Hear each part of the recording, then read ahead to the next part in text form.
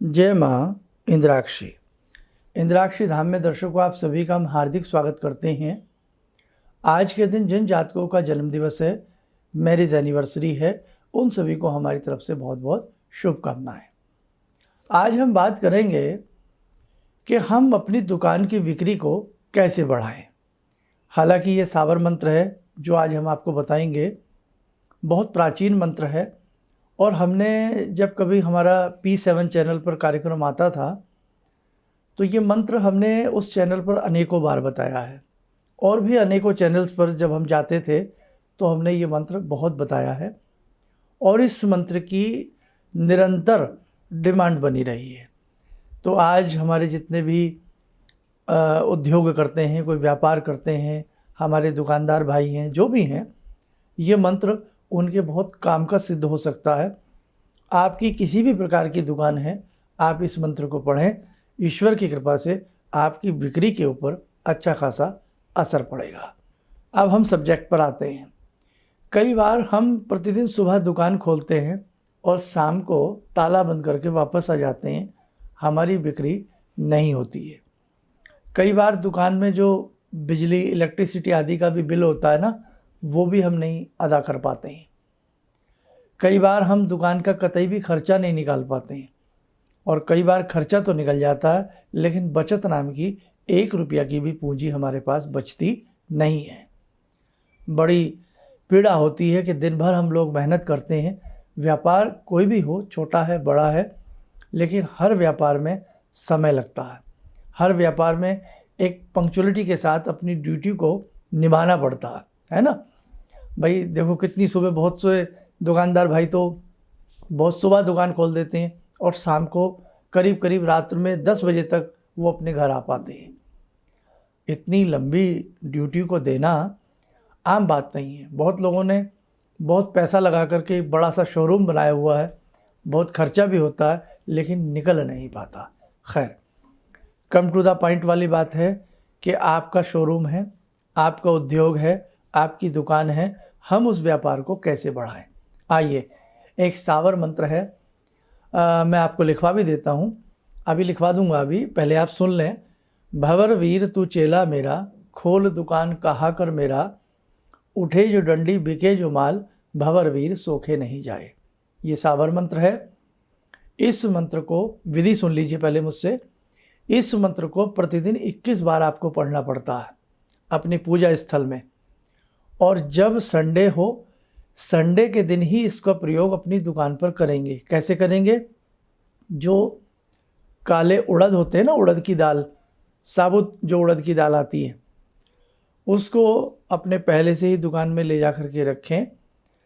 दुकान का शटर या गेट वगैरह जो भी है वो अच्छे से भगवान का नाम लेकर के उठाएं। ऐसी भावना के साथ उठाएं कि मेरा व्यापार बहुत अच्छा चलेगा। अष्टलक्ष्मी मेरी दुकान के अंदर वास करती हैं। अच्छे से साफ़ सफाई कर लें, पानी का छींटा वीटा जो भी आपका प्रतिदिन का रेगुलर कर्म है उसे आप कर लें। अब आपने अपना प्रतिदिन का रेगुलर कर्म कर लिया, उसे करने के बाद आपने धूप दीप करना है, जो भी करना है कर लें। जो आपने साबुत उड़द लिया है उसे मुट्ठी में लें, 21 बार मंत्र पढ़ें। अभी आपको लिखवा भी दूंगा। मंत्र पढ़ने के बाद अपनी दुकान के चारों तरफ, अंदर की तरफ, वो काला उड़द बखेर दें। बस इतना ध्यान रखें। कल जब अगले दिन आपको अपनी दुकान की सफाई करनी है या शाम को, जैसे भी आपकी इच्छा है, जब बुहारी में उसे बुहारें, यानी कि झाड़ू में उसे निकालें, तो वो उड़द जो इकट्ठे होंगे उनको आप ऐसे ही किसी सड़क पर आदि पर ना डालें, किसी खेत में डाल दें, किसी एक तरफ निर्जन स्थान में डाल दें, या बांध करके कहीं भी एक तरफ रख सकते हैं। वो मंत्र पढ़े हुए हैं ताकि किसी के पैरों में, जूता चप्पल में ना आए। पक्षियों को डाल सकते हैं खाने के लिए, कोई दिक्कत नहीं है, कहीं भी डाल दें, मतलब साफ स्वच्छ जगह डालें। ऐसा कितनी बार करना है? 4 संडे या 7 संडे, 4 रविवार या 7 रविवार आपको करना है। और एक काम और करना है, जो आपके जानकार दुकानदार भाई हों, इस कार्यक्रम को या इस मंत्र को उन तक भी पहुंचाएं ताकि वो लोग भी अपनी दुकान में लाभ ले सकें। अब आइए मंत्र लिखने की बारी आती है। अब हम आपको मंत्र लिखवा देते हैं, आप इसको लिख लें।